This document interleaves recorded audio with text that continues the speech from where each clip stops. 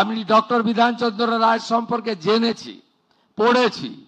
আমি 2006 সাল থেকে ফ্ল্যাগ অফ করে ডায়াল 102 পরিষেবার অধীনে অতিরিক্ত 200টি অ্যাম্বুলেন্স রাজ্যের বিভিন্ন স্বাস্থ্য কেন্দ্রে মোতায়েন করা হবে। এগুলি মূলত গর্ভবতী মহিলা ও নবজাতক পরিবহনের কাজে। যা কর্মক্ষেত্রে তিনি কখনো 2 হননি, 1 নম্বর হয়েছেন। হসপিটাল, স্বাস্থ্য ও পরিবার কল্যাণ দপ্তর, পশ্চিমবঙ্গ সরকার। এবার ফ্ল্যাগ অফ করে ডায়াল 102 পরিষেবার অধীনে অতিরিক্ত 200টি অ্যাম্বুলেন্সের শুভ উদ্বোধন করবেন মাননীয় মুখ্যমন্ত্রী মহাশয়।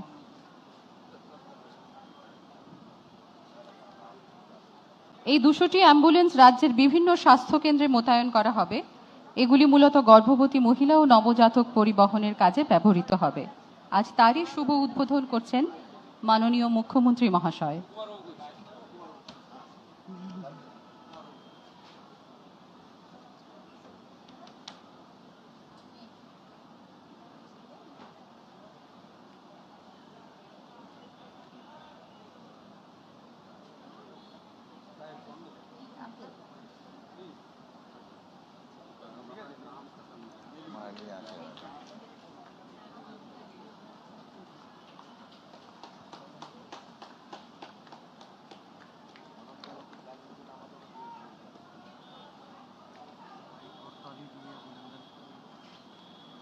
সবাই করতালি সহযোগে এই শুভ উদ্বোধনের অভিনন্দন, শুভেচ্ছা।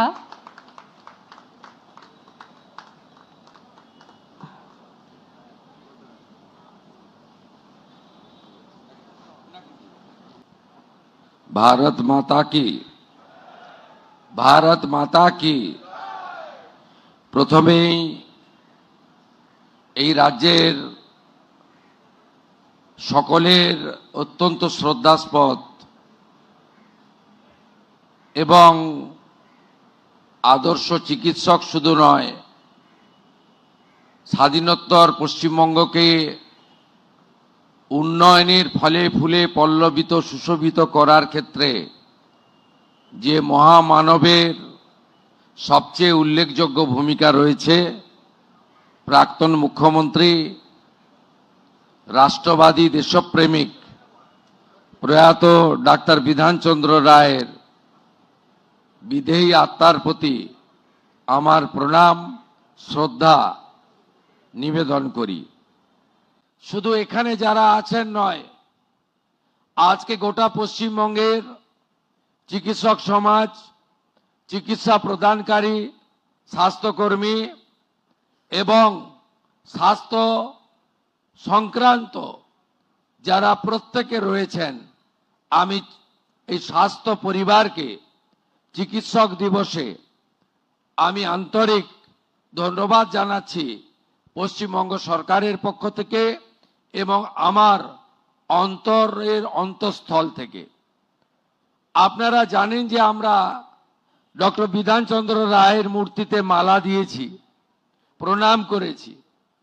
ডক্টর বিধানচন্দ্র রায়, তার সম্পর্কে যদি একটু খোঁজ নেন, যেটা আমি মনে করি আমরা যারা বর্তমান জনপ্রতিনিধি, মানুষের আশীর্বাদে আমরা সাংবিধানিক দায়িত্ব পালন করছি, আমাদেরও ডক্টর বিধানচন্দ্র রায়ের কর্মকুশলতা, কাজের পদ্ধতি, একাগ্রতা, দায়বদ্ধতা, অর্জুনের লক্ষ্যভেদের মতো লক্ষ্য স্থির রেখে ব্যক্তি স্বার্থকে উপেক্ষা করে তার যে কর্মকুশলতা ছিল সেটা জানা উচিত এবং কিছুটা গ্রহণ করলেই এই রাজ্যের এবং দেশের মঙ্গল হতে পারে বলে আমি মনে করি। ডক্টর বিধানচন্দ্র রায়, তিনি আইএম এর প্রথম বেসরকারি সভাপতি ছিলেন। তিনি যেখানেই গেছেন, কলকাতা কর্পোরেশন হোক, চিকিৎসকদের সংগঠন হোক, অথবা তার যা যা কর্মক্ষেত্রে, তিনি কখনো 2 হননি, 1 নম্বর হয়েছেন। তার এই যোগ্যতা ছিল।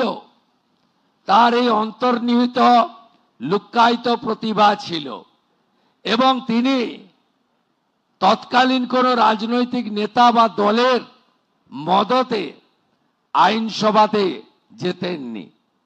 তিনি নির্দল হিসেবে জিতে তার রাজনৈতিক যাত্রাপথ শুরু করেছিলেন এবং ক্রমেই অনেক বাধা সত্ত্বেও তৎকালীন তার দলের তিনি মুখ্যমন্ত্রীর আসন পেয়েছিলেন।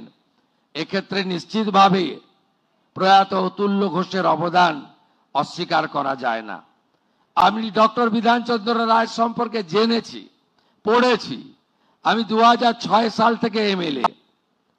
আমি 2006 সালে বিধানসভা জেতার পরে লাইব্রেরিতে ডক্টর বিধানচন্দ্র রায়ের একাধিক ভাষণ আমি পড়েছি, মনের মধ্যে গ্রহণ করার চেষ্টা করেছি। আজ নয়, 20 বছর আগে।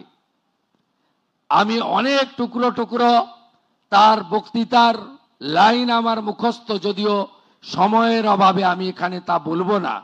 কিন্তু আমার বর্তমান মুখ্যমন্ত্রিত্ব কালে, যা এখনো 2 মাস পূর্ণ হয়নি, এক্ষেত্রে আমার বিধানচন্দ্র রায়কে নিয়ে বলা প্রাক্তন মুখ্যমন্ত্রী জ্যোতিবাবুর একটা কথা মনে পড়ছে।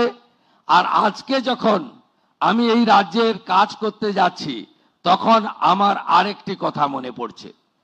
প্রয়াত প্রাক্তন মুখ্যমন্ত্রী জ্যোতিবাবু দায়িত্ব নেওয়ার পরে বলেছিলেন যে যেখানেই আমি শুরু করতে যাচ্ছি সেখানেই দেখছি ডাক্তার বিধানচন্দ্র রায় শুরু করে দিয়ে গেছিলেন। যেখানেই আমি শুরু করতে যাচ্ছি সেখানে ডাক্তার বিধানচন্দ্র রায় শুরু করে দিয়ে গেছিলেন। আর আজকের মুখ্যমন্ত্রী অকপটে বলতে পারে যেখানেই আমি হাত দিচ্ছি সেখানেই ধ্বংসলীলা দেখতে পাচ্ছি। এই দুটো ভিন্ন মতের মধ্য দিয়েই আমাকে এগোতে হবে এবং এই জায়গা থেকে বের করে আনতে হবে। সমগ্র চিকিৎসা ব্যবস্থা, এখানে সংকীর্ণ রাজনৈতিকতা থাকবে না। এখানে ধর্ম সম্প্রদায় ভেদাভেদ, মত পথের পার্থক্য, ওরা আমরা পছন্দ অপছন্দ থাকতে পারে না। কারণ স্বামী বিবেকানন্দ বলে গেছেন, ব্রহ্ম হতে কীট পরমাণু, সর্বভূতে সেই প্রেমময়, মন প্রাণ শরীর অর্পণ করো এসকে এসবের পায়ে, বহু মুখে সম্মুখে তোমার ছাড়ি, কোথা খুঁজিছ ঈশ্বর, জীবে প্রেম করে যেই জন, সেই জন সেবিছে ঈশ্বর। আমরা যারা ভগবানে বিশ্বাস করি, আমরা যারা ঈশ্বরে বিশ্বাস করি, আমরা মনে করি প্রত্যেক মানুষের শরীরের মধ্যে নারায়ণ অবস্থান করছে। একথা আমার নয়, স্বামী বিবেকানন্দ বলে গেছিলেন। বলেছিলেন শিব জ্ঞানে জীব পূজা করো। বলেছিলেন যত্র জীব তত্র শিব, অর্থাৎ মহাদেব। আজকে আমাদের এই রকম একটি দপ্তরকে সত্যিকারে ঠিক জায়গায় পৌঁছে নিতে হবে। আপনি যান ভেলোরে, আপনি যান মুম্বাই টাটা ক্যান্সার হসপিটালে, আপনি বেঙ্গালুরুতে দেবী শেঠির হসপিটাল, আপনি পিজিআই চণ্ডীগড়, আপনি যান ডাক্তার রেড্ডির হায়দ্রাবাদে, সর্বত্র শুধু বাঙালি বাঙালি বাঙালি, দরিদ্র দরিদ্র দরিদ্র। কেন এই রাজ্যে চিকিৎসা দেওয়া যায় না? সুবীর বাবু, গীতা দিদির মতো লোকেরা, ডাক্তার সুকুমার বাবুর মতো লোকেরা, যারা ডক্টর বিধানচন্দ্র রায়ের পরবর্তী সময়ে এ রাজ্যের চিকিৎসা ব্যবস্থাকে এগিয়ে নিয়ে যাচ্ছে, এত হস্তক্ষেপ, এত দমন পীড়ন, এত আমরা ওরা, এত অবহেলিত চিকিৎসা ব্যবস্থা, এটা কি কাম্য ছিল? কারণ এই পশ্চিমবঙ্গ আমি মনে করি মেধাতে শুধু ভারতবর্ষ নয়, পৃথিবীর যে কোনো আধুনিক রাষ্ট্রকে টেক্কা দিতে পারে। আজকে যখন ইউরোপের বড় বড় হসপিটালে আপনি যাবেন, সেখানে বাঙালি ডাক্তারদের দেখতে পাবেন।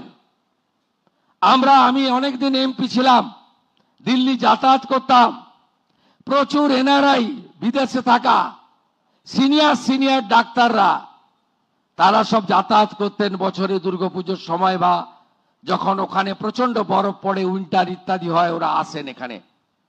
অনেকের সঙ্গে দেখা হতো, পরিচয় করতাম। কেউ যুক্তরাষ্ট্র, কেউ যুক্তরাজ্য, কেউ জার্মানি, কেউ ফ্রান্স, কেউ কানাডা, সব বড় বড় হসপিটালগুলোতে নেতৃত্ব দিচ্ছেন, এইচওডি হয়ে বসে আছেন এই বাঙালি চিকিৎসকরা। আর বাংলার লোকগুলো ভেলোরে লম্বা লাইন দিয়ে দাঁড়িয়ে আছে। বাংলার লোকগুলো মুম্বাই টাটা ক্যান্সার হসপিটালের সামনে লাইন দিয়ে দাঁড়িয়ে আছে। তার সঙ্গে অন্য রাজ্যের লোক দাঁড়িয়ে আছে, তার হাতে আয়ুষ্মান ভারতের কার্ড, এমআরআই স্ক্যান, রক্ত পরীক্ষা। পাশে থাকায় উত্তরপ্রদেশ গুজরাটের লোকটাকে টাকা দিতে হচ্ছে না, আয়ুষ্মান ভারতের কার্ডটা দেখাচ্ছে। আর পশ্চিমবঙ্গের লোকটা, গরিব লোকটা ওর দিকে তাকিয়ে আছে করুণ দৃষ্টিতে, আর 12,000 টাকা, 14,000 টাকা, 18,000 টাকা পরীক্ষার বিল মিটাচ্ছে। এটাই কি বাংলায় কাম্য ছিল? এটাই কি বাংলায় কাম্য ছিল? হসপিটালগুলোতে বেহাল অবস্থা, রুগী শুয়ে আছে, তার সঙ্গে কত প্রাণীও শুয়ে আছে যাদের সেখানে থাকার কথা ছিল না। কি অবস্থা করে রেখেছেন হসপিটালগুলো, কি অবস্থা করে রেখেছেন স্বাস্থ্য ভবনে, কি অবস্থা করে রেখেছেন মেডিকেল কলেজে। কেন যোগ্যতমের উদ্বর্তন হবে না? আসুন সবাই মিলে শপথ নিয়ে, প্রথমে যদি বিহাল অবস্থার হাল ফেরাতে হয় চিকিৎসা ক্ষেত্রে করতে হবে। এই 1.5 মাসে আয়ুষ্মান ভারতের মৌ চুক্তি স্বাক্ষরিত হয়েছে। এই 1.5 মাসের মধ্যে আয়ুষ্মান ভারত চালু হয়েছে। এই 1.5 মাসের মধ্যে আজকে এই মহতি দিনে, আজকের এই সুন্দর দিনে, আজকের এই অত্যন্ত গুরুত্বপূর্ণ দিনে আমরা এই কয়েকটি ছোট্ট প্রয়াসের মধ্য দিয়ে স্বামীজির যে মহান মন্ত্র চরৈবতী চরৈবতী, এই মন্ত্রে আমরা এগিয়ে যাই। চিকিৎসকদের জন্য, তাদের নিরাপত্তার জন্য ভারতীয় ন্যায় সংহিতা তৈরি হয়েছে। মাননীয় প্রধানমন্ত্রী নরেন্দ্র মোদীজির নির্দেশে কেন্দ্রীয় স্বরাষ্ট্রমন্ত্রী অমিত শাহজি 2023 সালে ভারতীয় ন্যায় সংহিতা এনেছেন। সেখানে দেখবেন ডাক্তার বাবুরা চিকিৎসার ক্ষেত্রে তারা কখনোই চান না কোনো রোগী মারা যাক বা তার ক্ষতি হোক। একটা দুটো যে এক্সেপশন নেই তা নয়, আমি সবাইকে ডিফেন্ড করছি না, কিন্তু যে আতঙ্কের পরিবেশ ছিল, যে ভয়ের পরিবেশ ছিল, তার ফলে যে চিকিৎসা আপনারা করতে পারতেন রেফার করে দেওয়ার মানসিকতা তৈরি হয়েছিল। ভারতীয় ন্যায় সংহিতার পরে ডাক্তার বাবুদেরকে সুরক্ষা প্রদান করেছে ভারতীয় ন্যায় সংহিতা, ভারতীয় আইন। ভয় কেটে গেছে, ভরসা এসে গেছে। আপনাদের সকলকে ধন্যবাদ জানিয়ে, সহযোগিতা প্রার্থনা করে আমার কথা শেষ করছি। খুব ভালো থাকবেন সবাই। সবাইকে আবার ধন্যবাদ। চিকিৎসক শব্দটিকে প্রণাম এবং শ্রদ্ধা জানিয়ে আমার কথা শেষ করলাম। ভারত মাতা কি, বন্দে